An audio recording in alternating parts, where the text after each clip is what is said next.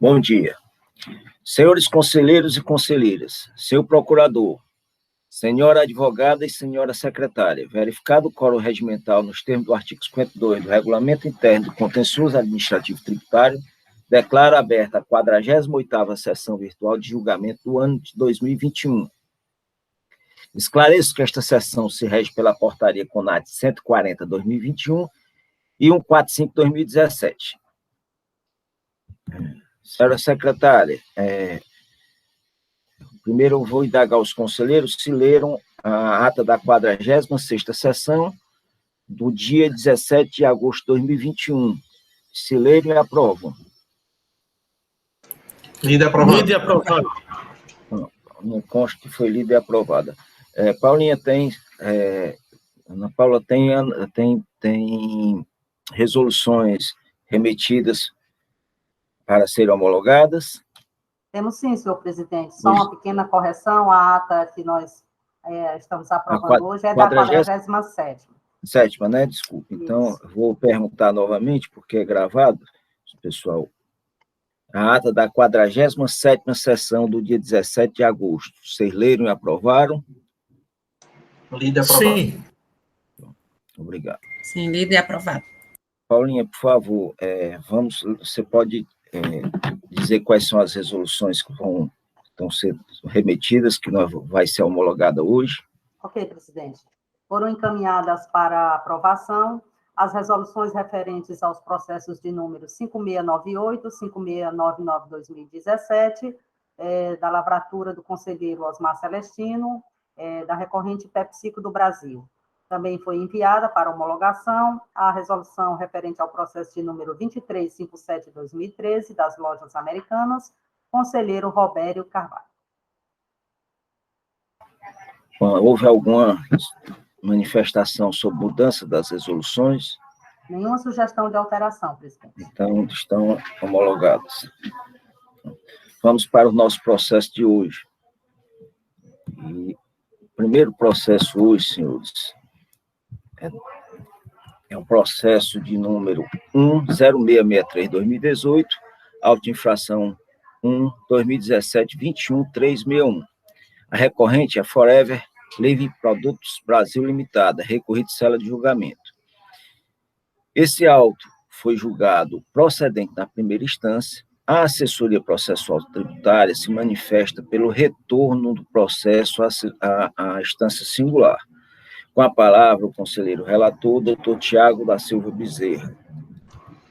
Obrigado, senhor presidente. Bom dia a todos. Bom dia, senhora secretária, senhor procurador do Estado, senhora representante do contribuinte e demais conselheiros. Bom, trata-se aqui de auto de infração para a cobrança de CMS-ST do período de janeiro a dezembro de 2012. Aqui, como mais adiante a gente vai falar que o contribuinte está solicitando a decadência, gostaria de pedir que os conselheiros se atentassem para as datas aqui que eu vou citar. Então, o período da atuação é de janeiro a dezembro de 2012. O auto de infração foi lavrado em 30/11/2017, estudo conforme informação do CAF. A postagem se deu no dia 27 de dezembro de 2017 e a ciência se deu em 5 de janeiro de 2018. Então, são atos referentes a janeiro a dezembro de 2012, cuja ciência do auto de infração consta como 5 de janeiro de 2018. Voltando para o auto de infração, conforme descrito nas informações adicionais, o estabelecimento fiscalizado está situado no município de Recife, no estado de Pernambuco, e não apresenta inscrição de substituto tributário junto ao estado de Ceará. A ação fiscal em curso tem como objetivo apreciar as operações promovidas por contribuinte situado em outra unidade que exerçam as atividades destinadas ao Ceará, na condição de substituto tributário. O estabelecimento se encontra sob o procedimento de monitoramento fiscal em suas operações de 2013 a 2017. Todavia, o presente documento se debruça exclusivamente sobre os procedimentos de ação fiscal, que abrange somente o ano calendário de 2012. Aqui ele conta que para evitar o prazo decadencial dos valores de 2012, ele abriu a ação fiscal, mas sequer oportunizou ao contribuinte a apresentação de documentos. Então, ele partiu como ele não identificou pagamentos de GNRE no sistema, ele partiu direto para a lavratura do auto de infração, para fins de prevenção de decadência. Em defesa, devidamente notificado, o contribuinte em defesa argumenta inicialmente a nulidade do auto de infração, por não ter a fiscalização exercido seu dever de fiscalização, nos termos 142 do CTN, exatamente sobre a argumentação de que o fiscal deveria ter intimado a empresa para apresentar as suas justificativas de ausência, da suposta ausência de recolhimento, pois a empresa teria todos esses comprovantes de recolhimento, e por isso o auto seria nulo. No mérito, ele alega que os débitos estão abrangidos pela decadência, ou pelo 150, parágrafo 4º, ou pelo 173, inciso 1º do CTN. Ainda no mérito, caso não se entenda pelos argumentos, que a autuação seja cancelada, tendo em vista a comprovação do pagamento de todo o valor devido a título de CMS-ST, podendo ser realizado por perícia técnica, ou que ao menos seja cancelada a multa aplicada em função de seu caráter confiscatório, pelo menos reduzida ao patamar de 50%. Em julgamento de primeira instância, o julgador entendeu que negou o pedido de perícia, por entender que não atendia aos requisitos do inciso 3 e 4, ou seja, não havia indicação dos quesitos ou do assistente técnico. Ademais, ele também entendeu que, nesse caso, era dispensável a realização de perícia, pois os elementos apresentados nos autos seriam suficientes para a formação do juízo. Quanto à nulidade do auto de infração, ele entendeu por afastamento da nulidade, tendo em vista que existe a descrição precisa da conduta ilícita, caracterizada pela falta de recolhimento, nos termos do convênio, com indicação dos dispositivos legais violados, o que possibilita uma perfeita compreensão da acusação. E no mérito, ele entende que a argumentação do contribuinte de que, quanto à decadência, primeiro ele entende que não haveria de se falar em decadência, já que o auto teria sido lavrado em 27 de dezembro de 2017, portanto, não há de falar em decadência, a contada a lavratura do auto de infração. E com relação à argumentação do contribuinte que todos os recolhimentos teriam sido efetuados, ele justifica dizendo que, conforme consulta realizada no sistema da Cefaz, ele não identificou nenhum pagamento de GNRE em nome da empresa. Apresentado recurso para a empresa, ela reitera os argumentos, inovando no sentido de requerer a anulação da decisão de primeira instância, sob o argumento de que ela não analisou detalhadamente a questão do pagamento, que o pagamento não foi realizado no nome da empresa porque foi realizado no nome dos destinatários, pessoas físicas, por isso que não existia pagamento no nome da empresa, e caberia o julgador de primeira instância ter analisado detalhadamente esse ponto. E foi exatamente por isso que o parecer da célula de assessoria processual foi no sentido de conhecer do recurso ordinário, dando-lhe provimento para que seja anulada a decisão singular, sugerindo o retorno para emissão de novo julgamento, entendendo a célula de assessoria processual que efetivamente o julgador de primeira instância não respondeu detalhadamente ao argumentado pela empresa que justificaria o pedido de perícia. Esse é o relatório, senhor presidente. Obrigado, doutor Tiago. Com a palavra, doutor Rafael. Presidente, secretária, conselheiros, nobre patrão da recorrente, meus cumprimentos a todos, bom dia. Presidente, a acusação é falta de recolhimento do ICMS substituição tributária no ano de 2012. O que eu noto no processo, e de fato o cerne aqui da controvérsia, seria a nulidade da decisão de primeira instância e a decadência. Nulidade da decisão de primeira instância porque não fundamentou de modo suficiente o pedido de perícia, bem como não procedera com a análise da documentação, notadamente um CD que foi acostado pela parte recorrente aos autos durante o procedimento, e de fato, o julgador de primeira instância não procedeu com essa análise. Foi uma fundamentação, de fato, genérica. A fundamentação ela pode ser suficiente, ela pode ser insuficiente ou pode ser ausente, né? Completa ausência de fundamentação. Tanto a insuficiência como a ausência de fundamentação, ambas dão margem a uma declaração de nulidade da decisão por mácula, né? Mácula na fundamentação, né? E violação do devido processo.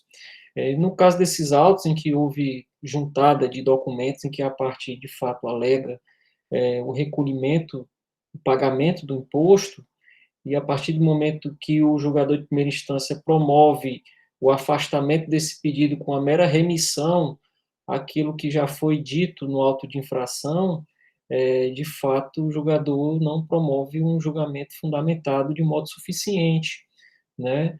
E cerceou, de fato, o direito de defesa da recorrente a partir do momento que se recusa a apreciar quaisquer dos elementos que foram acostados aos autos, inviabilizando por completo as argumentações do impugnante, ora recorrente, e recusando por completo a análise das provas que foram postuladas por ele.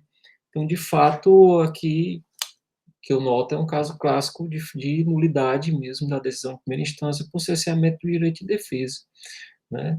E, de fato, era merecedor de uma diligência, de uma perícia, e isso foi cerceado ao recorrente, né? A súmula 163 do CAF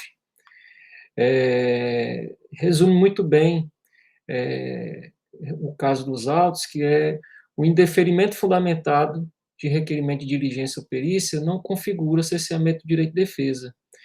E aqui o caso dos autos é justamente o contrário. O indeferimento não foi devidamente fundamentado. Então, é por isso que eu me acosto ao parecer, que é no sentido da declaração de nulidade da decisão singular. E com relação à decadência, o que eu noto é que a postagem do auto de infração se deu em 27/12/2017, dentro do prazo decadencial do artigo 1731 do CTN. E é por isso que eu vou opinar no sentido de conhecer do recurso, mas para apenas declarar a nulidade da decisão de primeira instância, presidente. Obrigado, doutor Rafael. Com a palavra a doutora Natasha.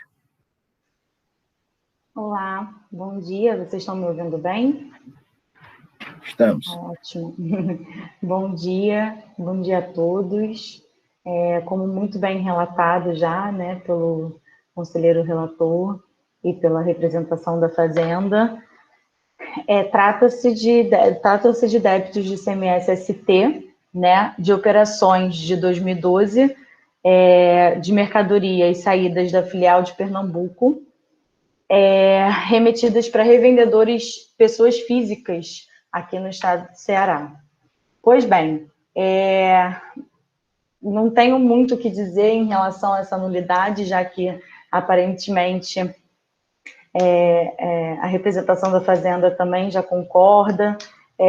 A decisão de primeira instância não analisou de forma correta o pedido de diligência, nem mesmo os documentos acostados, se limitando a dizer que consultou no sistema e não encontrou GNRE em nome da empresa, enquanto que, a todo momento, a empresa fundamentou sua impugnação dizendo que os pagamentos não foram feitos no seu nome, porque, na época, ela não era obrigada ao cadastro no estado do Ceará, tá? Hoje em dia ela tem cadastro e tudo, salvo engano, mas na época dos fatos geradores ela não era obrigada, então ela nem tinha como ter pagamento em nome dela, né? E todos os recolhimentos e notas fiscais, né, para vincular as operações foram acostados aos autos, isso sequer foi analisado. Mas algo que eu gostaria de destacar é que, pela legislação, essa colhendo da Câmara já poderia determinar de imediato essa diligência, né? Claro que há uma nulidade com cerceamento de defesa, mas entendemos também que uma fórmula célere, né, do processo seria essa colhendo turma já determinar essa diligência, né? Em relação à decadência, eu gostaria de destacar que o termo, né, que tem que ser contado, o termo final do prazo decadencial não é a data da postagem da intimação, mas sim a data do recebimento, a data da intimação do contribuinte. Por isso em que, mesmo se considerado o artigo 173 do CTN, todos esses débitos estão decaídos, porque a empresa só foi intimada no dia 5/1 de 2018. Além disso, como a empresa comprovou que esses pagamentos foram feitos, cabe-se ainda aplicar o artigo 150, parágrafo 4º, que aí estaria decaído da mesma forma. Só queria destacar esses 2 pontos e, seja o que for, são débitos pagos, comprovadamente quitados.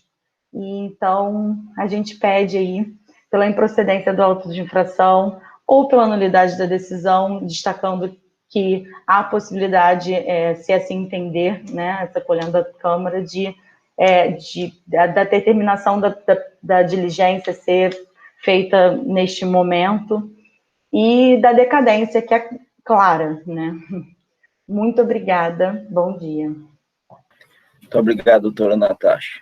Mudou o nome já, viu? É rápido. Sim. Eu falei, não posso manter assim. Doutor Tiago, você inicia, doutor Tiago, e nós temos um problema aqui de nulidade, mas também tem trazido pela parte como uma decadência. Pois é, senhor presidente, eu queria, inclusive, iniciar com essa discussão de que, sendo a decadência a questão de matéria de ordem pública, até para fins de economia, né?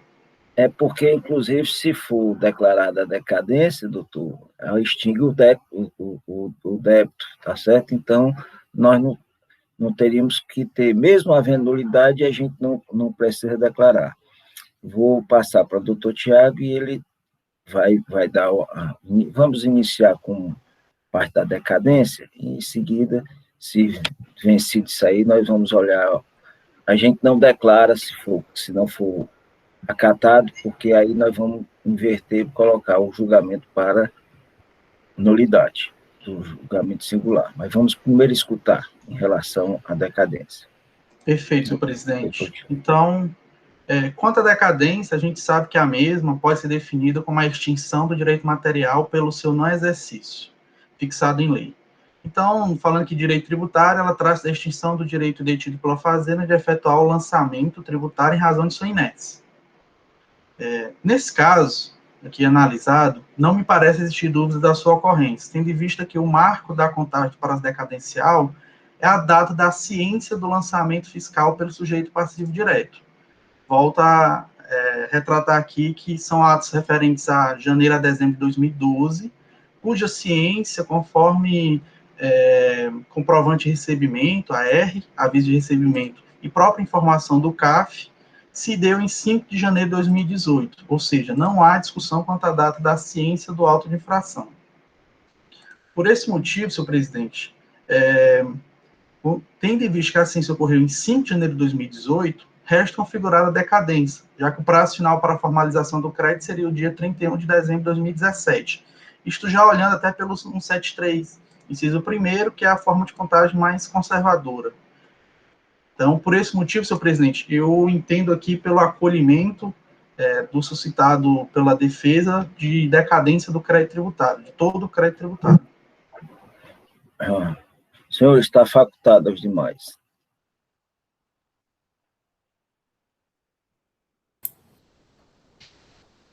Bom dia a todos, pessoal.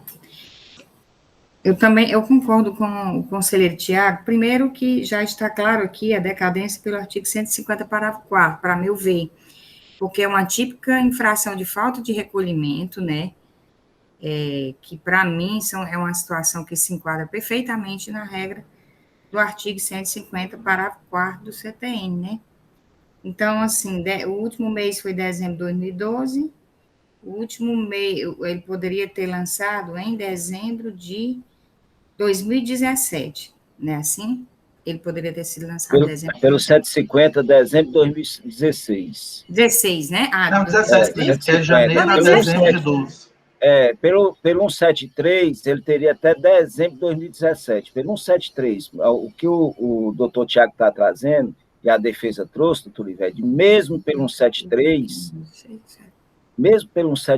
estaria decaído.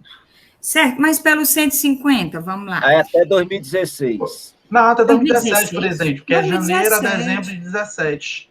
O último 2017, lançamento, né, pelo 150. O ponto aqui, conselheiro Ivete, é que eu não queria nem... Não é 2012, 2013, 2014, 2015, 2016... 2017. 2017, tá certo, é isso mesmo. Aqui, conselheiro Ivete, desculpa até, falando 150, talvez eu não queria nem me aprofundar, porque como tem aqui a discussão que ela não é inscrita aqui no estado do Ceará, então não houve a declaração de informações aqui para o estado, né? Ah, tá. E as guias não foram recolhidas em nome da empresa, tá. em nome dos destinatários.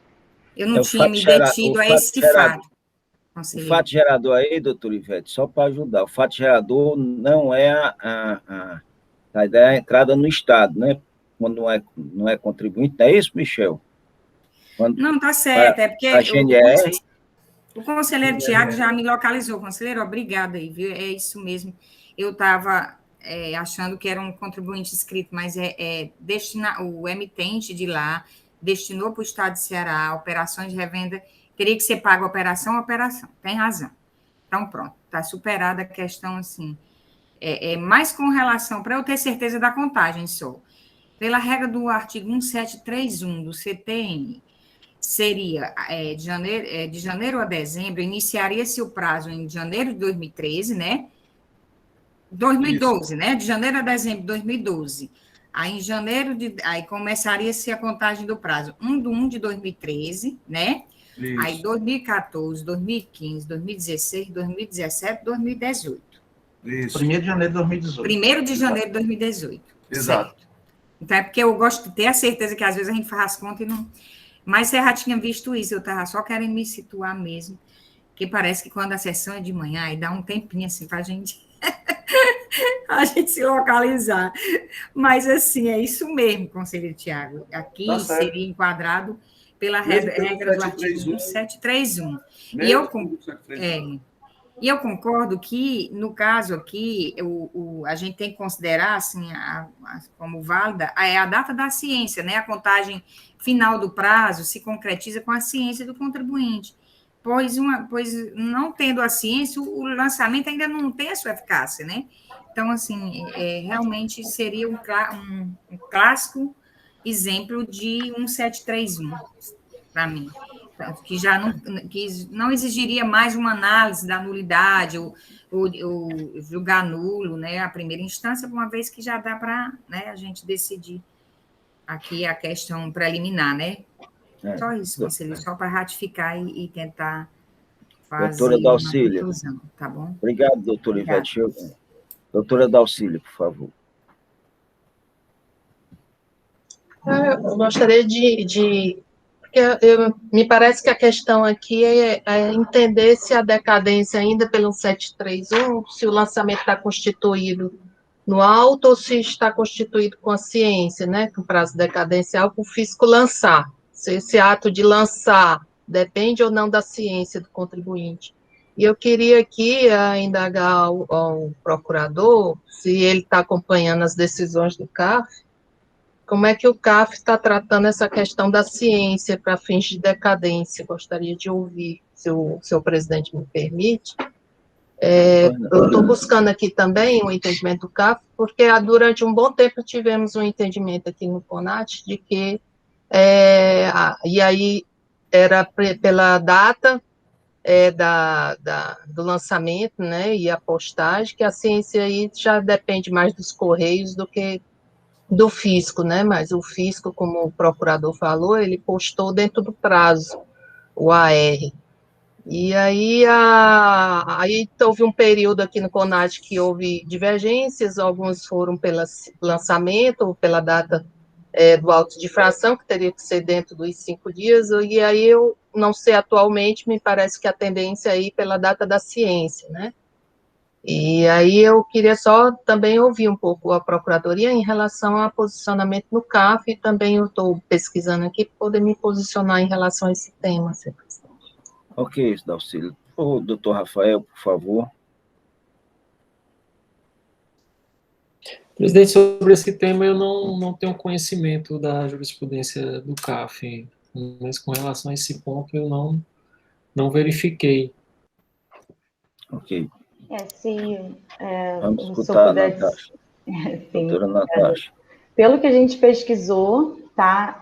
Posso até resgatar aqui os números, mas tem sido pela data da ciência, tá? A gente até colocou no recurso alguns desses julgados. Ok, doutora Natasha. Conselheiro Dalcílio, a doutrina clássica, ela entende aqui, estou me filiando ao entendimento de Paulo de Barros de Carvalho, Eurico Sanches e Kiyoshi Harada, eles entendem que a constituição definitiva do crédito tributário ocorre com a notificação válida, pois é neste momento que se constata a publicidade do ato administrativo. Com o lançamento se dá concluído o procedimento, porém só adquire validade jurídica com a notificação do contribuinte, para este pagar ou, se for o caso, parcelar. Então, há muito tempo, a doutrina já afirmou esse entendimento que nos lançamentos de ofício, a Constituição só se torna definitiva com a ciência do contribuinte. E aí essa ciência pode se dar, entendo até que você pode alegar a questão de dificuldade, caso os Correios não tivessem encontrado, mas aí nós temos outros elementos para notificar, através de edital, por exemplo, né? Então, até onde eu acompanho também as decisões judiciais no âmbito da STJ, elas sempre entendem pela data da ciência, uma data de contagem. É isso mesmo. Bom, eu achei aqui decisões do CAF aqui também no sentido, não no sentido da notificação, mas no sentido do lançamento e sendo e assim como todo órgão de julgamento vai ter decisões dos dois lados, né? A advogada enumerou alguns, mas eu encontrei aqui já de 2021 decisão da Câmara Superior de lá, no sentido de não ser pela notificação. Mas eu vou proferir aqui meu voto, acredito que não vai alterar, mas eu vou proferir aqui de acordo com o meu convencimento sobre o tema. Obrigada. Ok. Doutor Tiago, como se manifesta, doutor Tiago, em relação à decadência? Presidente, eu voto para acolher o pedido de decadência do crédito tributário, julgando todo extinto, o débito todo extinto. Doutora Francileite. Eu acompanho o relator. Doutor Roberto. Acompanho o relator, presidente. Doutora Ivete. Com o relator. Doutor Michel. Com o relator. Doutora Dalcília. Eu abro divergência. Eu não conheço a decadência. Doutora Dalcília, só para constar, você dá a decadência para o período todo ou só dezembro? Não, eu considero que o lançamento, todo auto de fração é lançamento de ofício, já que o contribuinte não fez nenhum lançamento a ser homologado, então seria a regra do 731, e pela regra do 731, eu entendo que o auto foi lavrado dentro do prazo, dentro do exercício de 2017, foi postado também dentro do exercício, e apenas a entrega ao contribuinte foi efetuado fora do prazo. Tudo bem, então, tá ok. Então, a decisão, senhores, foi por maioria de votos, a quarta Câmara conhece do recurso ordinário, dar-lhe provimento, no sentido de modificar a decisão singular de procedência para extinção do crédito tributário, em virtude da decadência do crédito tributário, mesmo aplicando a regra da contagem tributária, o artigo 173, inciso 1 do CTN. Decisão em desacordo com a assessoria processual tributária e manifestação oral proferida em sessão pela douta Procuradoria. A conselheira doutora Dalcília entendeu o afastamento da decadência de todo o período. Deixamos de apreciar as nulidades em virtude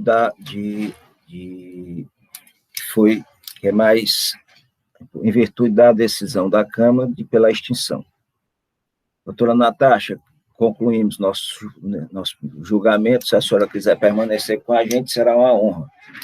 Muito obrigada a todos. Tenham um bom dia, uma boa sessão de julgamento.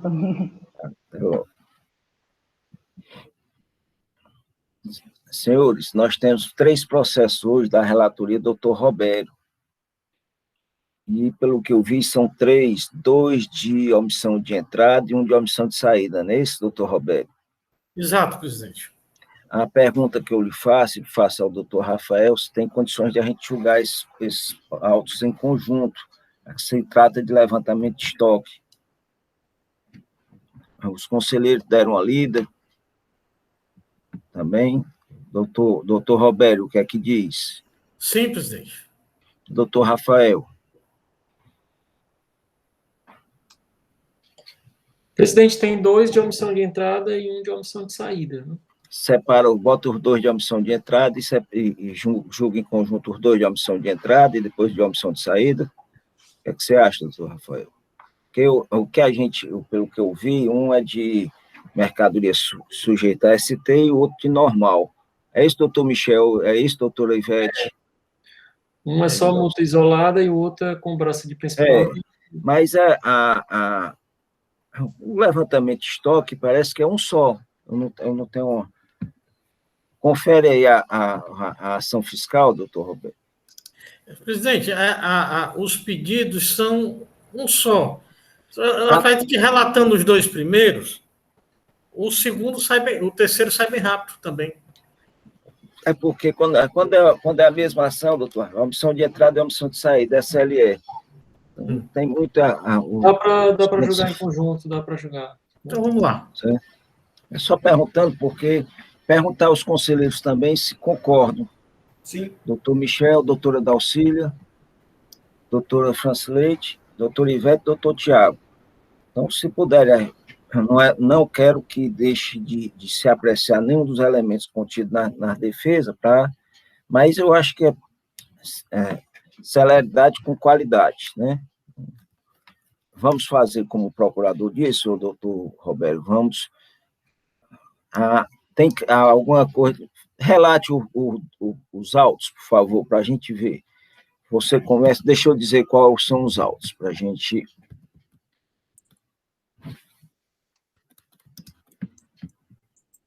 Os autos que nós vamos julgar agora são os processos 1198-2019, auto-infração 2018-20.226. E o auto 1199-2019, auto-infração 2018-20.227. Ambos esses autos, vamos julgar esses 2 primeiros, que são de omissão de entrada. Ambos são recorrente casa parente, comércio e indústria limitada e recorrido célula de julgamento de primeira instância. Ambos foram julgados procedentes e a assessoria se manifesta pela manutenção da procedência. Com a palavra, o conselheiro relator, doutor Roberto.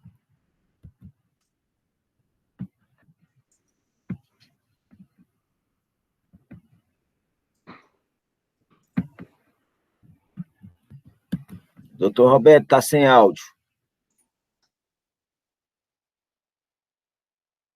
Pronto. Deixa eu só chegar ao auto aqui, que eu estou com os 3 abertos.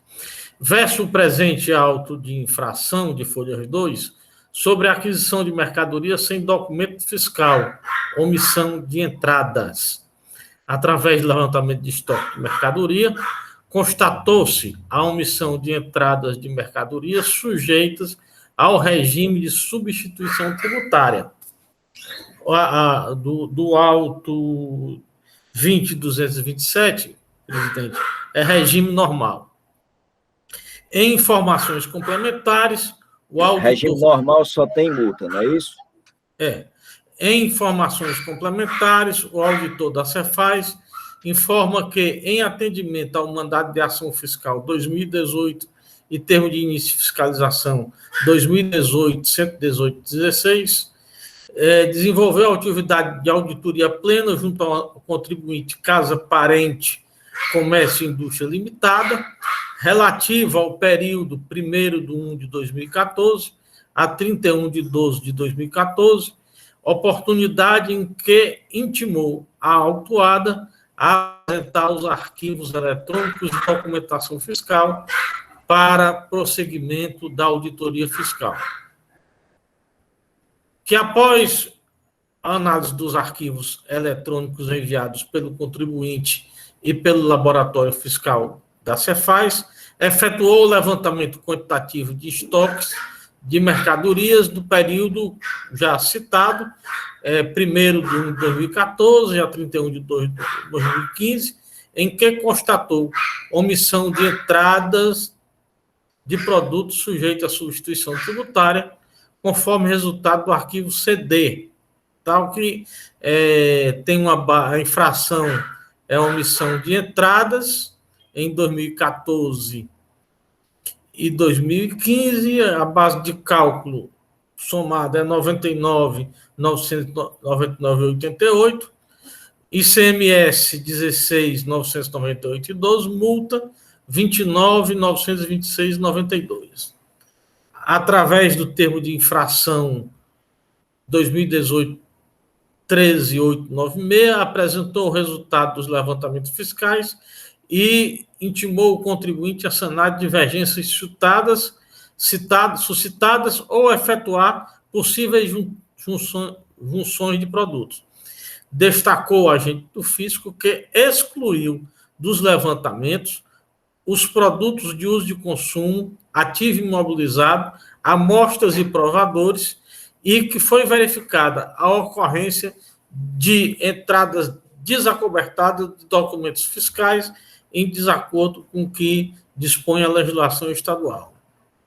Sugeriu como infringidos o artigo 139 do Decreto 24.569/97 e a penalidade aplicada é aquela do artigo 123, 3A da Lei 12.670 de 96, alterada pela Lei 13.418 de 2003. Em sede de defesa de primeiro grau de julgamento, o autuado afirmou que o fiscal autuante ignorou a natureza das operações com CFOP 5949, outras saídas ou prestação de serviço não especificado, e que tais operações não se prestam para movimentar estoque de mercadorias.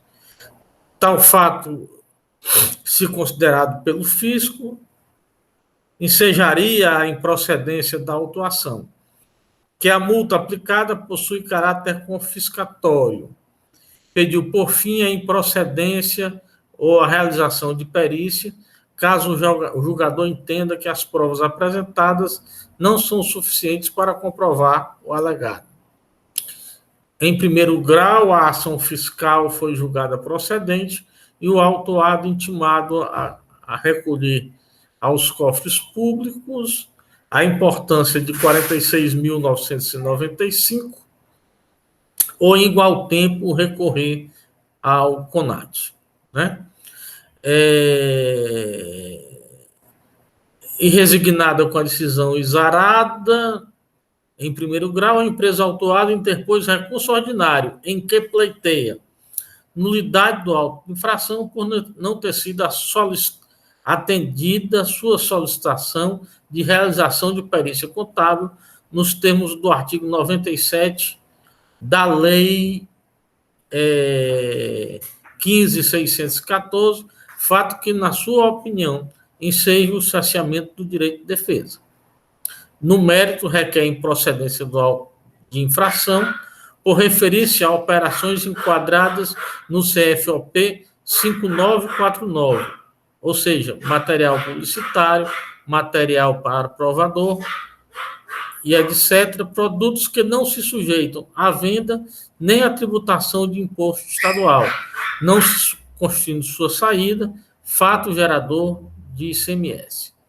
Requer também a revisão da multa imputada pela auditoria fiscal, indicada no auto de infração, em sua opinião, com caráter confiscatório. Por fim, requer desconstituir o auto de infração e, ao final, arquivar o processo administrativo com as devidas cautelas. A Assessoria Processual Tributária emitiu parecer número 129 de 2021, em que opina pelo conhecimento do recurso ordinário, negando-lhe provimento a fim de que seja confirmada a decisão proferida na instância singular, que foi pela procedência da ação fiscal. É o relatório, senhor presidente. Obrigado, doutor Roberto. Doutor Rafael, nós estamos julgando os 2 primeiros processos, viu, de omissão de entrada. O Roberto já relatou os 2. Então, não está o de saída, né? O resto de saída a fazer a posterior. Certo. Vou localizar aqui, presidente. Sim.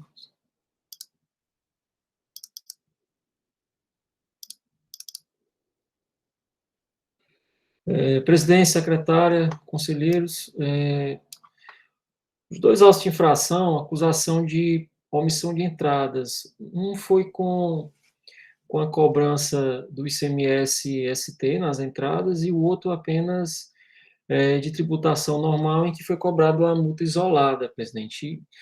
O que eu noto aqui, pelo menos da resignação trazida pelo recorrente, é que ele traz o argumento de improcedência, mas seria um argumento de improcedência, ao meu sentir, de modo genérico, né? Ele traz no sentido de que essa omissão não existiu, porque um dos argumentos dele seria em razão de que determinadas operações sequer estão sujeitas à incidência do ICMS. Contudo, o que se nota é que o próprio recorrente, não obstante aponte que algumas operações sequer houve movimentação de estoque, que se trata apenas de de demonstração, né, de retorno de demonstração, mas o que se nota é que essas operações elas foram classificadas como CFOP totalmente distinto daquele que o recorrente aponta. E um CFOP que aponta no sentido diverso, de que se trata, sim, de uma circulação de mercadoria. Então, de fato, a defesa do recorrente, o que eu posso classificá-la é que é uma defesa de caráter genérico, né? E o recorrente, na sua resignação, não conseguiu demonstrar, trazer elementos que fragilizassem a liquidez e certeza do crédito tributário e, de um certo modo, não conseguiu confrontar as provas que foram acostadas pela fiscalização, que foram no sentido de que não houve o recolhimento da substituição tributária após o levantamento realizado na fiscalização, foi o levantamento quantitativo de estoque, né? Outro ponto que eu quero destacar também é que não entendo como nula a decisão de primeira instância, por entender que, em razão da inespecificidade da defesa, no que se refere ao pedido de perícia, que, ao meu sentir, foi um pedido de perícia genérico, eu entendo que é incabível o pedido de perícia e assim, entendo que não houve nenhuma mácula na fundamentação do julgador singular. E é por isso que eu vou opinar no sentido de que o recurso seja conhecido, mas no mérito, em consonância com o parecer da CEAP, que seja no sentido de negar provimento ao recurso. Ambos os recursos, não é isso? Ambos os recursos. A palavra está com o Roberto. Existe aí o que de nulidades? Tem nulidade de julgamento singular? Tem? Tem não, né? Estou escutando não, Roberto. Está sem... Minuto aqui, preciso. Deixa eu restaurar o... A nulidade é por não ter sido atendida a solicitação de perícia e por... o que mais? Ele pede perícia equivocadamente... que não tinha documentos, que que justificassem, né? Ele pede nulidade do auto-infração, né, por não ter É. apreciado, mas eu acho que aí é nulidade do julgamento singular. Eu acho que ele se equivocou no pedido. Mas é o que está pedido lá. Ele Bom, está pedindo nulidade do auto de infração, seria do singular, né? Realmente. Não sei se é o caso de corrigir no meu voto, presidente. não, é porque é assim, olha, quando não é apreciado um pedido de perícia, se não fosse apreciado o pedido de perícia, não seria o caso de nulidade do auto-infração, mas sim nulidade de um julgamento singular. Exatamente. Tá, então, mesmo que a empresa peça nulidade do julgamento singular, você tem que analisar com o que é de verdade, tá certo? A nulidade do auto-infração, tá certo? A apreciação de um pedido não é feito no auto-infração, é feito no julgamento. Então, quando você for se relacionar, é só você dizer, enquanto em relação ao pedido de nulidade, por não ter sido apreciado... Grau, né? Porque não Mas é... a defesa pediu, presidente, a defesa pediu nulidade. Né? É do julgamento mesmo? É do julgamento. Primeiro, preliminarmente, aqui no capítulo. Porque eu no parecer está dizendo que é do auto. Mas realmente é do julgamento, é como o doutor Rafael está dizendo. No final, ele fala na nulidade do julgamento. Do julgamento. Então, pronto. Vamos tratar como julgamento, viu, doutor? Ok. Em relação eu entendi que ele está pedindo a nulidade do julgamento porque não a questão da perícia, para poder que seja feita a perícia. Na verdade, presidente, aqui no meu voto eu já alterei para nulidade de julgamento, né? Por não ter sido atendida a solicitação de realização de perícia. Certo? Como se manifesta, doutor Roberto, em relação a isso? O julgamento de primeiro grau, o senhor presidente, indeferiu a perícia de forma fundamentada. Entendeu que os fatos eram incontroversos e que os elementos contidos nos autos eram suficientes à formação do seu convencimento. Nesse sentido, eu rejeito o pedido de nulidade, até porque as informações complementares, de folha 3 a 5, demonstram como o procedimento de fiscalização foi descrito relativamente ao auto de infração, inclusive com documentos comprobatórios anexados, e de tal sorte que foi possível a realização do exercício do amplo direito de defesa e contraditório. Bom, alguém quer debater sobre esse assunto?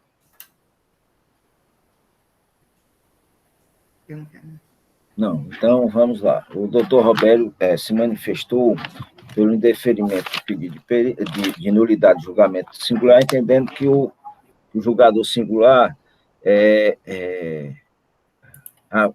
afastou, sim, o pedido de perícia motivado, tá certo?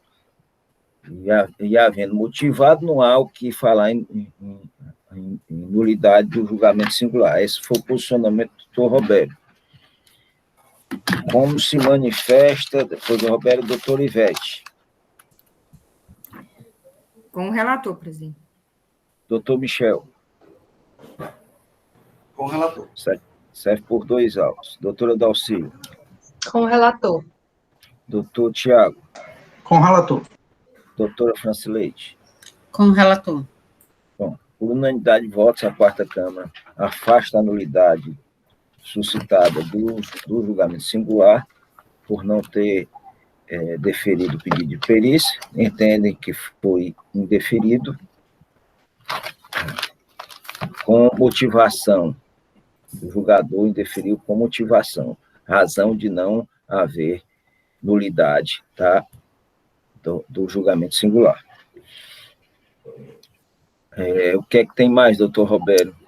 Tem um pedido de revisão da multa em face do caráter confiscatório, que eu também vou dizer. Em relação ao caráter confiscatório, como vota?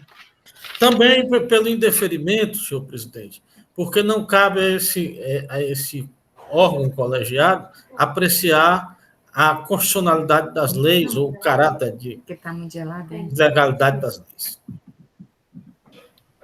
Doutor Ivete. Com o relator. Doutor Michel. Com o relator. Doutora Dalcília. Com o relator. Doutor Tiago. Com o relator. Doutora Francileite. Com o relator. Bom, por unanimidade de votos, a quarta Câmara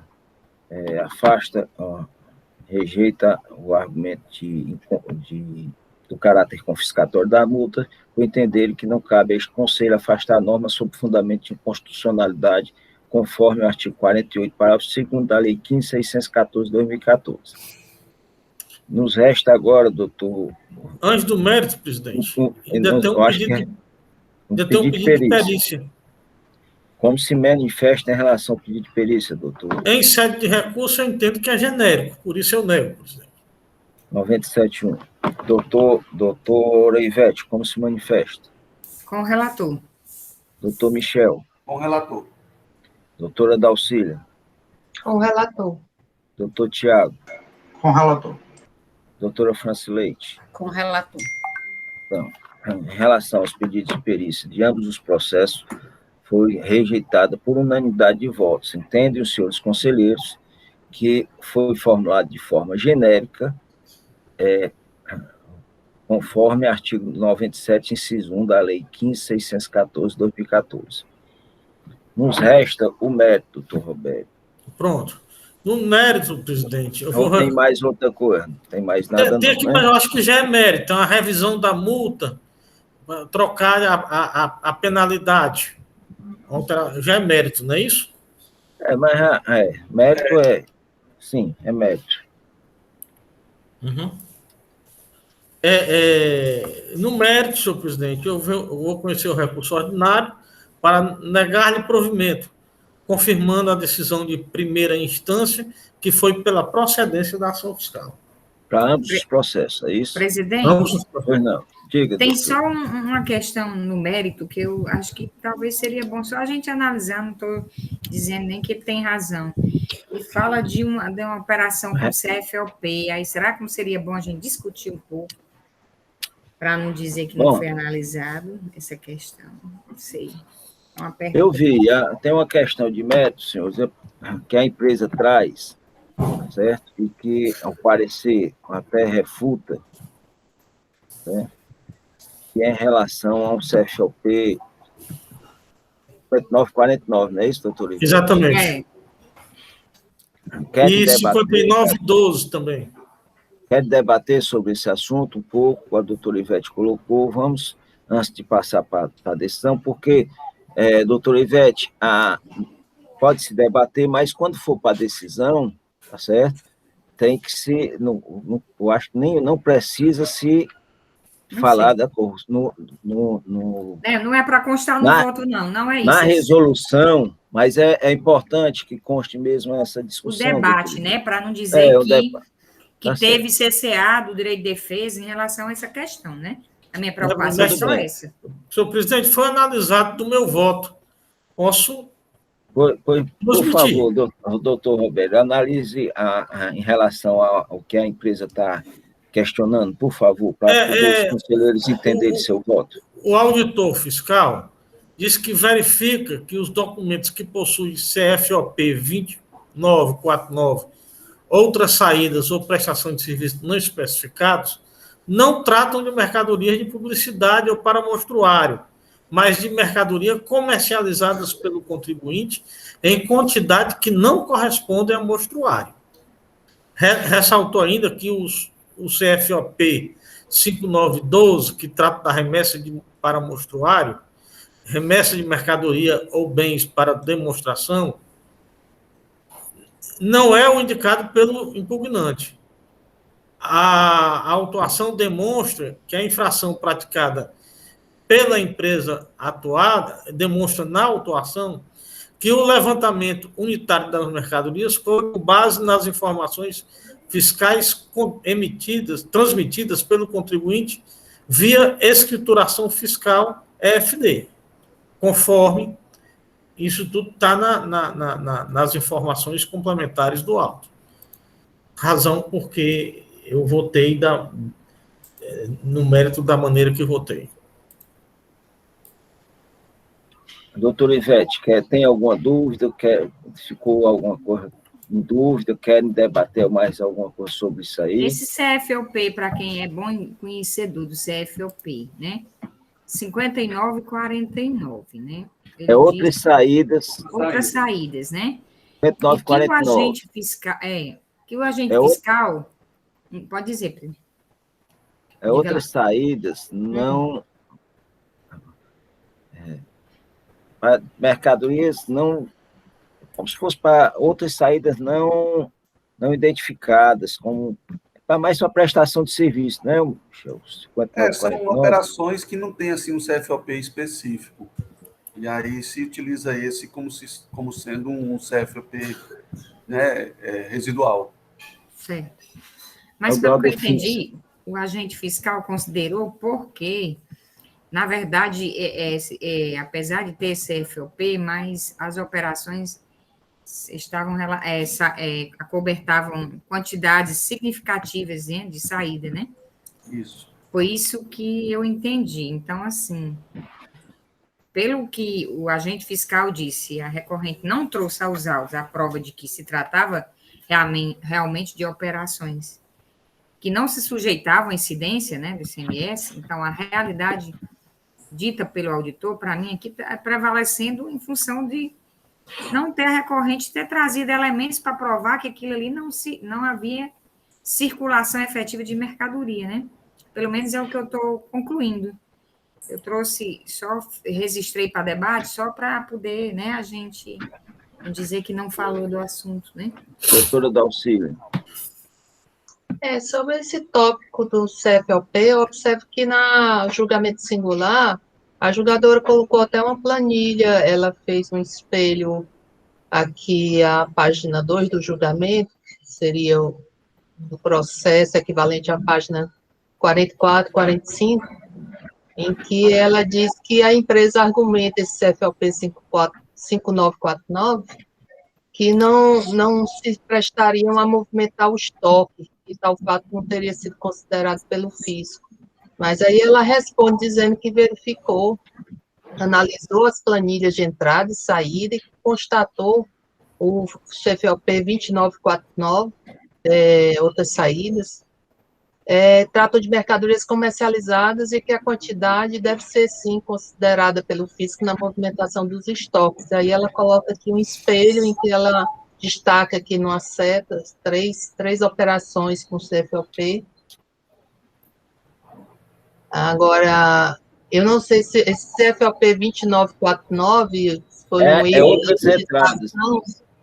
Não, é porque o contribuinte fala da CFOP 5949 e a ajudadora responde com 2949. Eu não sei se foi um erro de digitação. É porque ela deve colocar o 2949 foi levado em conta e o 5949, tá certo? Para poder equacionar.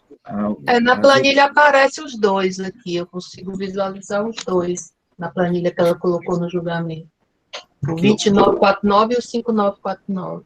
O que o fiscal colocou é que esse CFOP, embora sejam para outras saídas não especificadas, o nome é esse, outras saídas de mercadorias ou serviços não especificados, que o fiscal colocou, senhores, foi que levou em consideração esses dois CFOP pela quantidade de mercadorias saídas com esse CFOP, certo? Foi isso que a fiscal colocou. O conselheiro Roberto entendeu dessa maneira também como fiscal, e o que a doutora Ivete trouxe é que a empresa não conseguiu desfazer isso. É isso, doutora Ivete? Bom, está bem debatido. Alguém quer mais falar sobre o assunto? Não? Então, doutor Roberto, como vota em relação ao mérito? Já votei, presidente. Para repetir? Repita, porque a Ivete Pronto, parou. Então, deixa eu abrir aqui. A Ivete parou. Você tinha votado. Conhece do Eu estou conhecendo o recurso, né? Para negar provimento, mantendo a decisão de primeiro grau. Ok. Doutora Ivete, como se manifesta? Com relator. Para ambos os processos. Ambos. Doutor Michel. Com o relator. Doutora Dalcília. Com o relator. Doutor Tiago. Com relator. Doutora Francileide. Com o relator. Bom, a decisão de mérito para ambos os processos foi de conhecer do recurso ordinário, negar provimento, mantendo a decisão de procedência da acusação nos termos do parecer e conforme manifestação oral proferida em sessão. Decisão unânime. Vamos para o nosso último processo de hoje, senhores, que é muito parecido com esse de hoje, mas é de omissão de saída, esses dois primeiros. Esse próximo processo é o processo de número...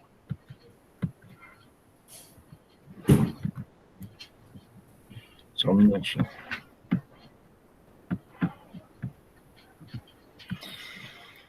Um 1201/2019, autoinfração 2018-2232. Tem como recorrente Casa Parente Comércio e Indústria Limitada, recorrido cela de julgamento. Esse auto foi julgado procedente na primeira instância, a assessoria se manifesta pela procedência. Com a palavra, o conselheiro relator, doutor Roberto. Senhor presidente, a diferença desse auto para os demais é que trata de deixar de emitir nota fiscal. Informações complementares, o auditor da Cefaz informa que em atendimento ao mandato fiscal tal, termo de fiscalização tal, desenvolveu atividade de auditoria fiscal plena junto ao contribuinte Casa Parente Comércio e Indústria Limitada, relativa ao período 1º de 1 de 2014 a 31 de 12 de 2014. A oportunidade em que intimou a referida empresa a apresentar os arquivos eletrônicos e a documentação fiscal para prosseguimento dos trabalhos de fiscalização. Informou ainda o auditor fiscal que, após a análise dos arquivos eletrônicos enviados pelo contribuinte e laboratório fiscal da Cefaz, efetuou o levantamento quantitativo de estoque de mercadorias no período compreendido entre 1º de 1 de 2014 a 31 de 12 de 2014. Nesse levantamento, constatou-se omissão de saída de produtos sujeitos à alíquota de 17%, conforme o arquivo do CD anexo. Senhor presidente, no meu texto aqui, o período que eu estou dando está aparecendo aqui, eu queria que alguém visse no auto de infração ainda, se eu estiver errado, e o período é de 1º de 1 de 2014 até 31 de 12 de 2015 ou realmente 31 de 12 de 2014? 2015 é o auto de infração. Então, pronto, retificando, a minha data final é 31 de 12 de 2015, sempre, né? O período é 1º de 1 de 2014 a 31 de 12 de 2015. Desse levantamento, constatou a omissão de saída de produtos sujeitos à alíquota de 17%, conforme resultado dos arquivos CD anexo e quadro resumo.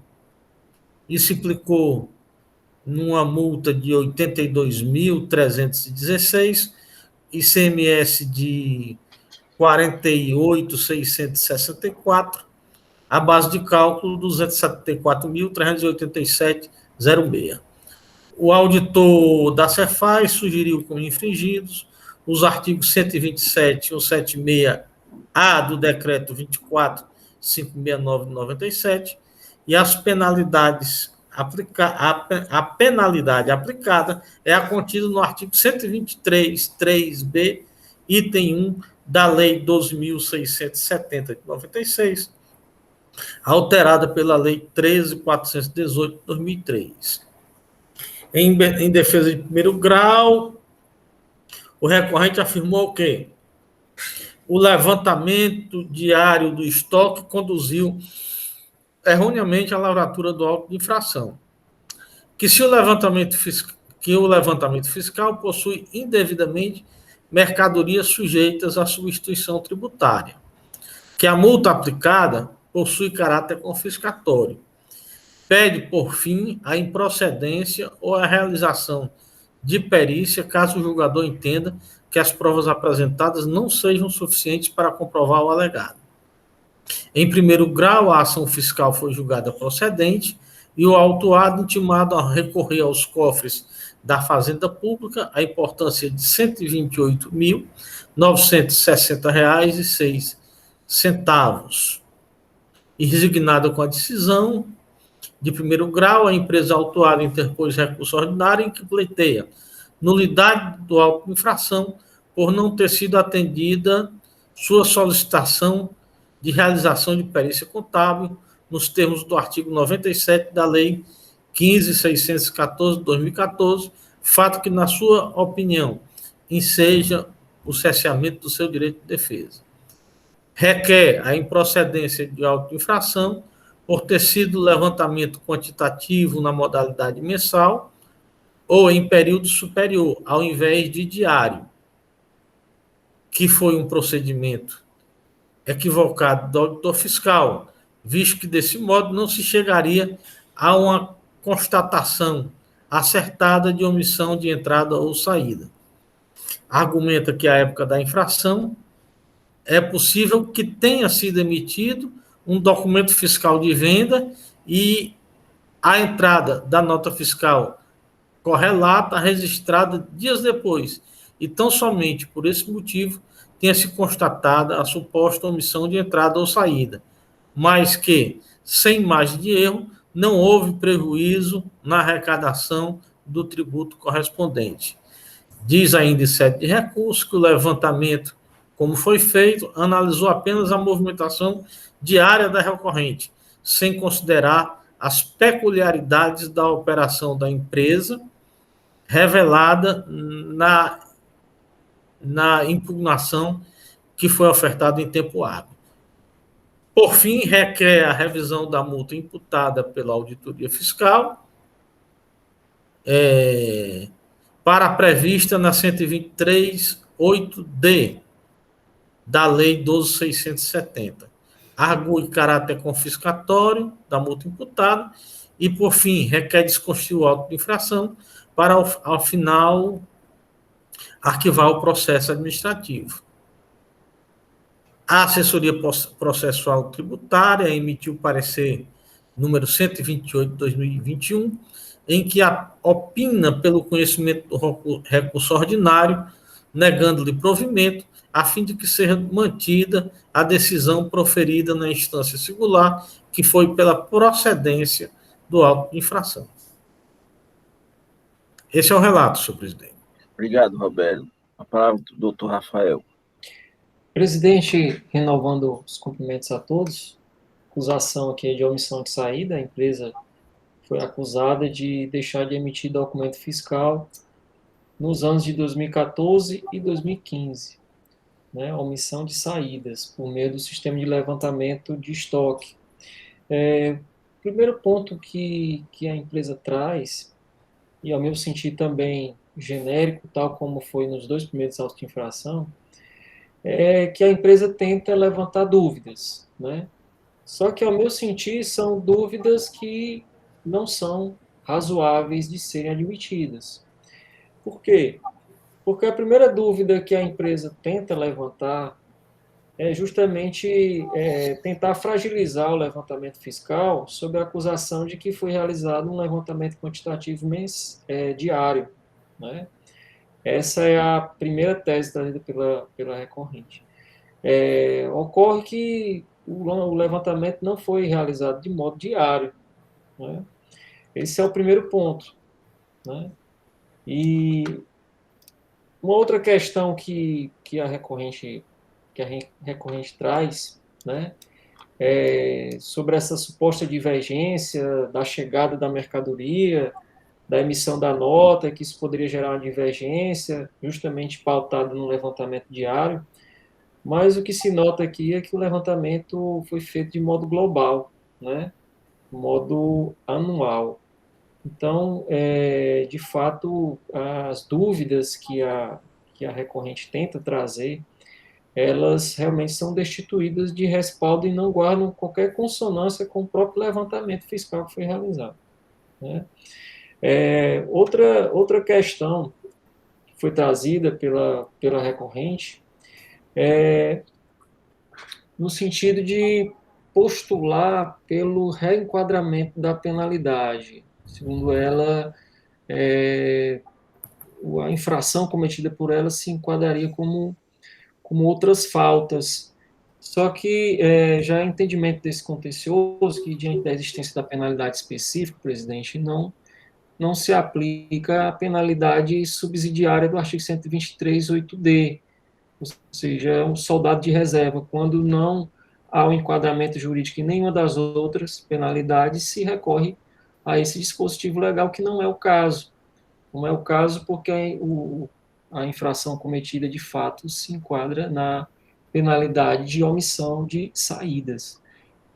Outra questão que foi trazida também seria o caráter confiscatório da multa, que não merece provimento nesse ponto, sob pena de usurpação da competência do Poder Judiciário. E, por fim, pedido de perícia, que também é reiterado em segunda instância, mas que a parte suscita a nulidade da adesão de primeira instância, por entender que foi cesseado seu direito de defesa a partir do momento que o indeferimento do pedido de perícia não se deu com a devida fundamentação, e que eu já de antemão adianto que isso não aconteceu, porque o pedido de perícia foi rechaçado em razão não apenas do pedido de perícia genérico postulado pela parte, mas em razão também dos elementos que dos autos já constavam ser suficientes para o julgamento e o convencimento do julgador singular. Então, entendo que o indeferimento do pedido de perícia se deu com a devida fundamentação, razão pela qual eu vou, em consonância com o parecer, opinar pelo conhecimento do apelo, mas, no mérito, opinar no sentido de que lhe seja negado o provimento, presidente. Obrigado, doutor Rafael. Novamente, nós iniciamos aqui com o problema da nulidade do julgamento singular, certo?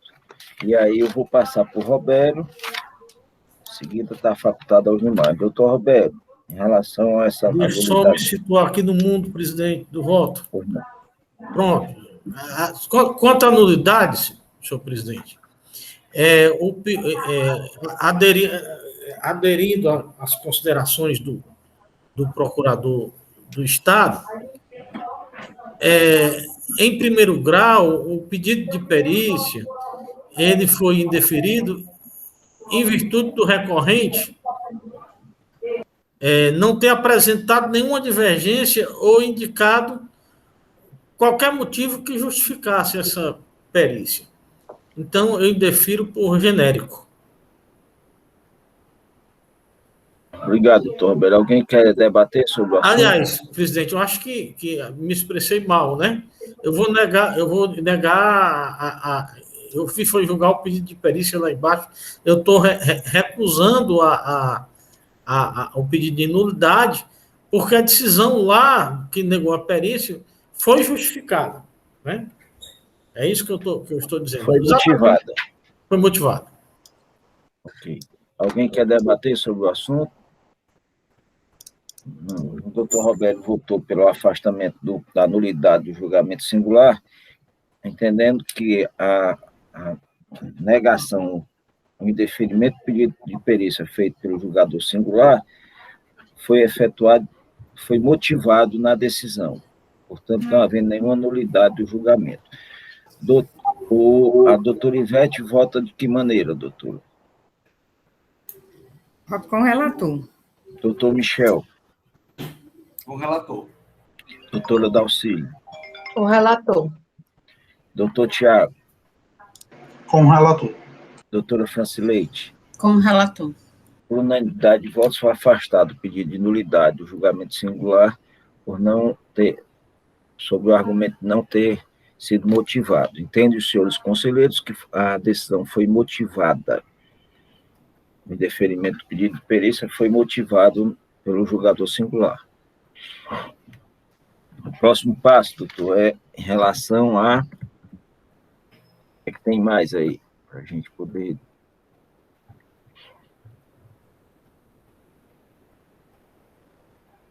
ele fala de uma improcedência por auto-infração por ter sido feito levantamento, mas isso aqui é mérito, certo?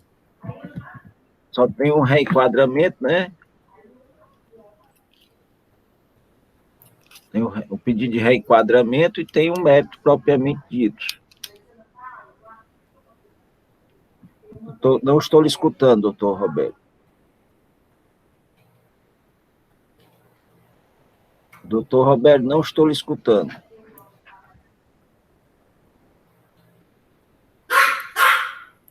Existe o caráter confiscatório da multa também, presidente.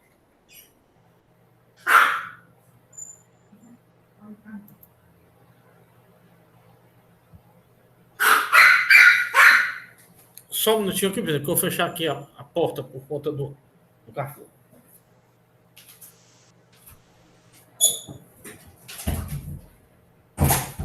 Faz parte, ao vivo e a cores. Existe o pedido de caráter confiscatório da multa também. Pronto, então vamos tratar o pedido de caráter confiscatório, doutor Roberto. Eu interfiro porque não cabe a esse contencioso apreciar a constitucionalidade de lei. Ok. Doutor Ivete. Tem o pedido, tem caráter confiscatório, eu estou aqui procurando recurso, mas tem, né? Tem. Eu não... Deixa eu ver aqui os pedidos. Vamos olhar aqui. Desculpe, doutor Roberto, porque eu não estou olhando e não estou vendo o recurso. Mas pode ser que esteja numa página que eu não consegui. É o item 6 do pedido. É o item 6, é? É. Do recurso, quais folhas aí? Não sei, eu transcrevi, Ivete, aqui para meu voto. Eu estou no recurso. Eu também não localizei, não. Eu estou no recurso. Eu acho que só deve ter na defesa, viu, Roberto? Deve ser. Não tem aí, não? Então, bora retirar, né? Vamos ver aqui. Só vamos ver. Eu também não vi, por isso que eu não na defesa tem mesmo, mas no recurso eu acho que não tem, não. É porque eu não estou com o meu drive aberto aqui. Eu estou aqui, estou olhando aqui. Também estou olhando. Tem. Ele pede o reenquadramento, ele bota com efeito, imprescindível, reconhecer, tarará, fala de julgamento de primeira instância, ele bota para declarar improcedência ou sucessivamente a revisão da multa imputada a essa autuada recorrente, face o caráter confiscatório que a mesma nitidamente apresenta. Ele utiliza como argumento por reenquadramento. Reenquadramento, né? Mas ele fala em caráter confiscatório, né? Bom, já que ele fala no caráter confiscatório, pessoal, nós vamos tratar em duas fases. Em relação ao caráter confiscatório, a gente vai falar e depois nós vamos falar do reenquadramento solicitado. Tá certo. Uhum. O doutor Roberto entendeu em afastar o argumento de caráter confiscatório, entendendo que não cabe a este Conselho afastar a norma sob fundamento de inconstitucionalidade. Doutor Ivete, como se manifesta? Com o relator. Doutor Michel. Com o relator. Doutora Dalcílio. Com o relator. Doutor Tiago. Com o relator. Doutora Francilei.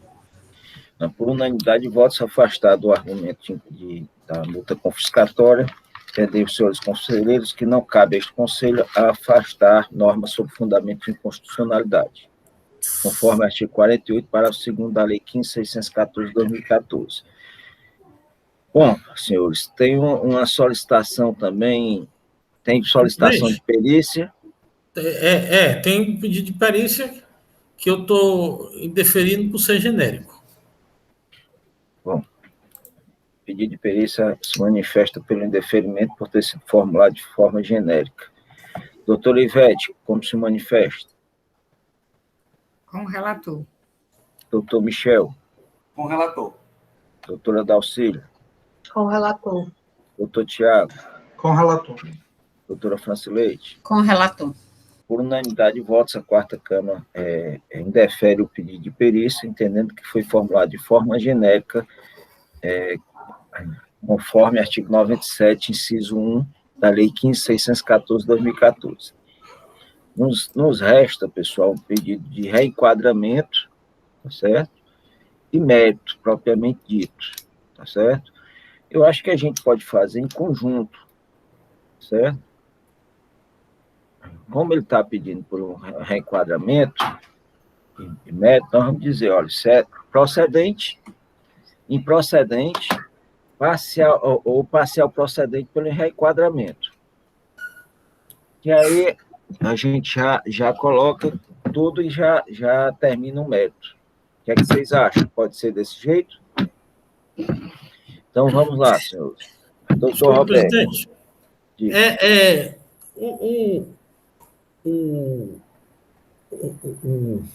o parecer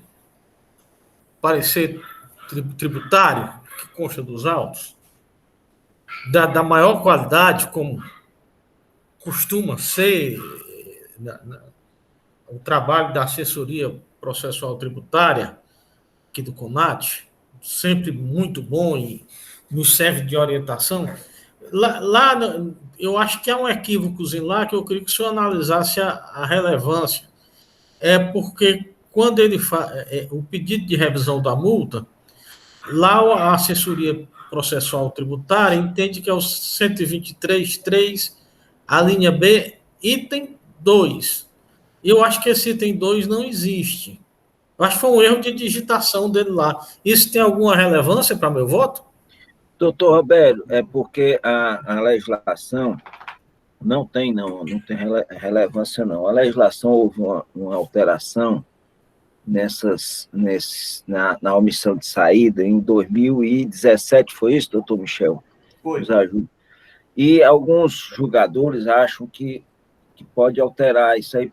É uma mais específica, mas não muda a penalidade. Uhum. A quarta Câmara tem entendido em manter a decisão da época do fato gerador, a penalidade, quando não retroage para beneficiar. Isso é o que a Câmara tem tomado. E a autuação foi feita em que artigo? 123.3, a linha B, item 1. Que eu entendo ser Parece que houve só um equívoco, né? Um equívoco de digitação, porque a autuação fala de B1 e o parecer fala de manter a adesão de primeira instância. Acho que foi só um equívoco. Erro de digitação. Um errozinho. Mas como está escrito, você pode dizer que, em termos da penalidade, você mantém ou não mantém. Eu entendo por manter a penalidade do auto de infração, que é a 123.3, a linha B, item 1, né, por ser a mais apropriada ao caso. Tudo bem. Querem debater sobre isso, doutor Ivete? A gente vem sempre mantendo, né, o da época do fato gerador, e que eu não lembro qual é agora no momento, quem tiver... Doutor Ivete, eu acho que nesse caso não tem discussão, que seria só no caso de substituição tributária, que é normal, que é o B1 mesmo, não? Essa aqui é a do tempo do auto, né? Que eu estou transcrevendo. E o auto foi feito quando? Peraí. Não, 2018. Isso é do tempo do auto, mas não é do tempo do fato gerador, não. Pois é. Michel, me ajude aí para... Me ajuda aí, Michel. Esse B tem isso aí é da Lei 16.258. Na época, acho que era 123.3... 3 o quê, hein? 3B. 3B era? 3D. Que a gente vem entendendo, porque a Lei 16.258, né, ela está posterior ao fato gerador, que o fato gerador aí, qual é o ano? 2014, 2015. 2014, quando estava vigente na época do fato gerador, a redação anterior, não a da Lei 16.258. É só para manter coerência com o que a gente vem fazendo, né? Isso. É só isso, não vai trazer mudança, porque a penalidade, o percentual é o mesmo, não traz mudança, só isso. Mas, se isso for relevante, não sei. Doutor Roberto, deixa eu lhe dizer, a legislação na época não tinha o B1, só tinha até o B. Certo. E era a mesma penalidade, tá certo? 30%. Então, o que o pessoal tem colocado, e aí você reflita se seu voto vai ser esse ou vai... É que É pela procedência, mas a aplicação da penalidade é o do 123.3b, com a redação dada pela Lei 13.418 de 03. Não é o requerimento dele, né? O dele é o 123. Eu sei, é porque eu vou explicar o que é que a Câmara tinha feito, fazia e que a Procuradoria também se manifestava. Só pode retroagir para beneficiar. Quando fica igual, quando é igual, não retroage, mantém a penalidade à época do fato gerador. Tá certo? A B1... Então, nessa hipótese ficaria qual? 123.3b, com a redação dada pela Lei 13.418 de 03, né? 2003, isso. 2003. Vai tirar, fica o 123.3b. Procedente... Sem ter o item 1.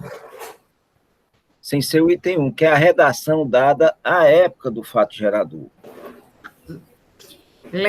A lei, diz o número da lei para ele, doutor? 13.400. Pois não, presidente. Diga aí, doutor Michel, por favor. 13.418, 2003. 13.418 e 2003. 2003.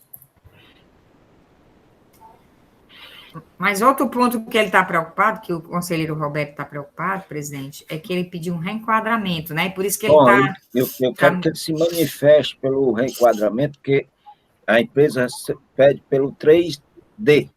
É isso? 8D, outras falas. 8D.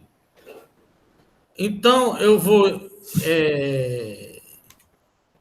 Eu indefiro o pedido de revisão nos termos requeridos, mas alterando a aplicação da penalidade para a prevista no artigo 123.3b, né, conforme na Lei 13.418 de 2003, que era vigente à época do fato, que é a lei vigente à época do fato gerador. Isso mesmo. Bom, julga pela procedência da acusação. O voto do doutor Roberto é procedência da acusação, reenquadrando a penalidade para previsto no artigo 123.3b da Lei 2.670/96, com a redação dada pela 13.418 de 2003, e não acata o reenquadramento solicitado pela empresa para o 123.8d da Lei 2.670. A empresa, no mérito, ela traz a questão de que o levantamento, se foi feito diário, mas se fosse anual, não haveria diferença, né? Só para registrar aqui no mérito, ela traz isso. Não é no voto, é só para registrar, né? Que eles trouxeram esse argumento. Nesse caso, o levantamento, o CD, alguém viu... Assim, apesar, independente disso, ele só faz trazer isso de forma genérica e não demonstra isso para que a gente analise, né? Ele traz só o argumento, né? Esse argumento. Antes de declarar o voto, era só para registrar também, né? Que ele trouxe esse ponto. Bom, senhores, vocês acham que esse argumento dele convence o contrário? Não. Então, os argumentos trazidos, que são todos de mérito, tá certo? Não trouxeram convencimento. O relator, doutor Roberto, quando for fazer a resolução, e ainda não está terminada a votação, né, o doutor Roberto votou pela procedência, mas alterando a penalidade para a contida à época do fato gerador, 123.3b. Mas é bom, doutor Roberto, você registrar essa questão aí, porque ele, né, ele trouxe o argumento, não é votar, sabe? Por exemplo, quando eu estou trazendo essas questões... Não, eu sei. É só para ele saber que... Já registrei aqui. Quando eu venho com o meu voto todo já pronto e... Pois é. Então, dessa forma vai ficar parcial procedente, presidente. Não, é procedente. O que você votou pela procedência, só que o reenquadramento seu é pela 123.3b, que é o mesmo percentual, Roberto. Só deixa eu lhe explicar o que é que aconteceu para você entender antes de Eu já passar para a compreendi isso votação. aí, presidente. Eu estou só vendo aqui, a questão que eu estou antecipando aqui é o mérito, né? No mérito, com essa alteração, fica procedente ou parcial procedente? Procedente. Continua procedente, não muda a penalidade, não muda o percentual da penalidade. O percentual da penalidade, doutor Roberto, é 30%. Tanto faz o B1 como o B com a redação antiga. Só que o B1 é mais específico, é levantamento de estoque. Ok. O B foi dividido em dois: levantamento financeiro e levantamento B1. Eu acho que é assim, levantamento de estoque B1, né, Michel? E B2, levantamento financeiro, salvo engano. Acho que B2 é quando é ST, né, não? Não sei, não me lembro mais, não. Só olhando. B2 é quando é ST. B1 é normal. Pronto, B1 é normal. Então, mas antigamente não tinha isso. O que é que fazia-se no ST? No ST se aplicava o artigo 126. Era isso, doutor Michel? Exato. Se aplicava o 126. Essa nossa, o que nós estamos julgando é uma omissão de saída de mercadorias normais. Certo? Essa é a acusação. Então, só abrindo parênteses aqui, que quanto ao argumento do levantamento diário, a assessoria processual analisou, né, o levantamento e disse que não foi diário, foi anual. Né? Então, perde força, assim, a linha de argumentação, apesar de genérica, né? E até a Procuradoria já tinha feito esse registro também. Era só para... doutor Roberto, você não deixar de... O quadro 1 foi nos 80, né? Diz que o levantamento fiscal não foi diário, mas anual, né? Pronto. E por produto.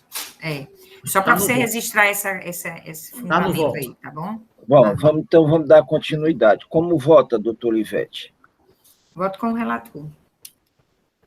Doutor Michel? Com o relator. Doutora Dalcília? Com o relator. Doutor Tiago? Com o relator.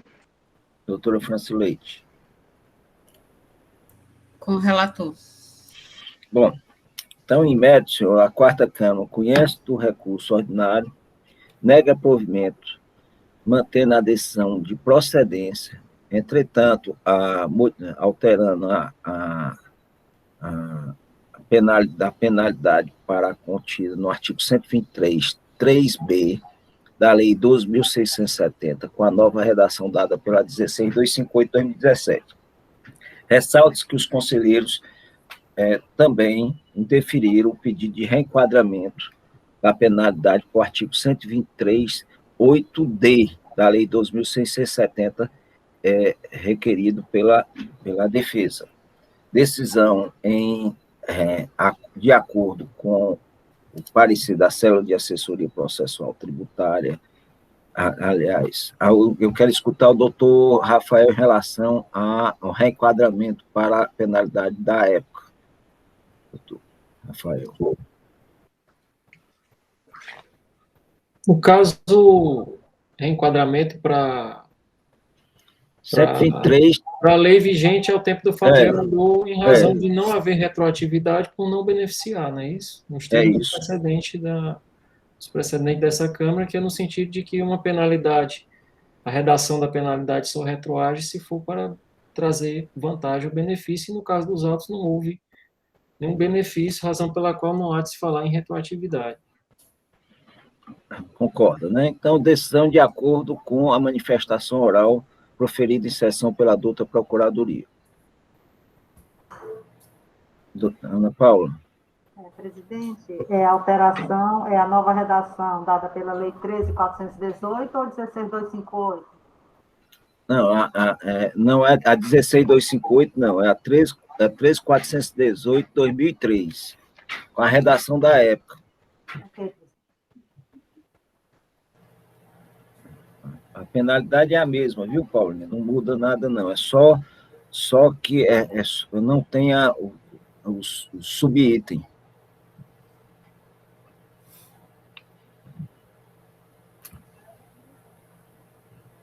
Concluímos nossos 4 processos. Senhor presidente, Paulinho. só uma parte aqui que não foi debatida, é que tem uma alegação do recorrente dizendo que o levantamento fiscal possui mercadoria sujeita à substituição tributária que forem incluídas indevidamente no levantamento de estoque de produtos normal. Ele apresentou isso? Oi? Ele apresentou isso? Apresentou. Essa alegativa dele não condiz com a realidade que está demonstrado nos autos. O CD que está anexo ele não traz, não revela essa realidade que ele diz. Inclusive, o agente fiscal separou as mercadorias conforme o regime de tributação normal e substituição tributária. Esse é o quadro 2 e 3, folhas 80 dos autos. Tudo bem, doutor Roberto. Eu iria botar isso aí para os conselheiros, e se você achar, a gente coloca. Agora, vai mudar o método? Não vai mudar, não. Era só porque... Você queria só trazer para os conselheiros que ele trouxe isso, debater né? tudo, né? Não ficar nada omisso. Não, tudo bem. Os conselheiros querem alterar voto, alguma coisa em relação a isso?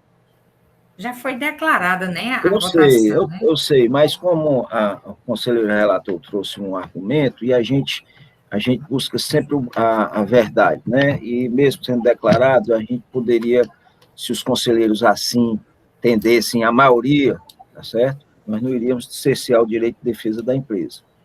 Mas como o argumento trazido pela empresa, o conselheiro relator e os demais conselheiros entendem que não há nenhuma modificação no pensamento, a decisão continua a mesma. Ok? O que importa é que foi debatido tudo. Damos por concluído. Paulinho, tem algum assunto gerais? Pode parar a gravação, se quiser. Para a gravação.